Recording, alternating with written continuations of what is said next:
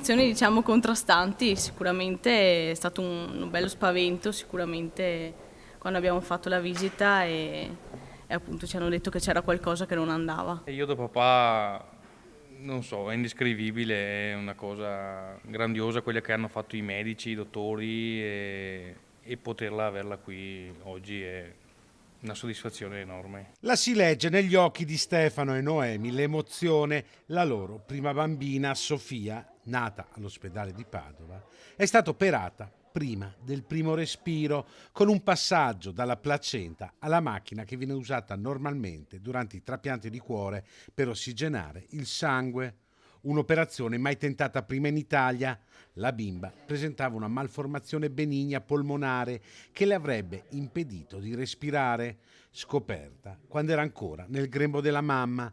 Da qui l'idea di operarla. Si tratta di una modalità del parto particolare in cui il bambino viene estratto solo parzialmente, rimane connesso alla placenta e durante questa procedura sul letto operatorio, quando è ancora all'interno dell'utero materno, viene posizionato nei vasi del collo l'ECMO, che è questo sistema di ossigenazione a membrana.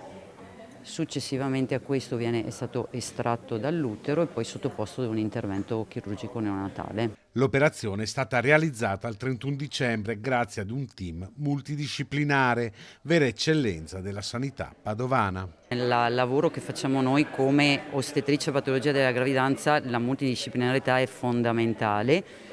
Devo dirvi che comunque il fatto che fossero in ferie non è stato assolutamente un problema, perché si sono messi tutti immediatamente a disposizione e nonostante fossimo in tanti non abbiamo avuto nessuno screzio, siamo riusciti a lavorare veramente molto in armonia. Questo credo sia la cosa più importante e che ci ha permesso di ottenere il risultato. È un modo di lavoro e ci troviamo di fronte a patologie che richiedono appunto, che sono complesse in generale, che riguardano diversi ambiti e quindi dobbiamo lavorare, direi per forza, ma lo facciamo anche con molto piacere in maniera integrata tra professionisti.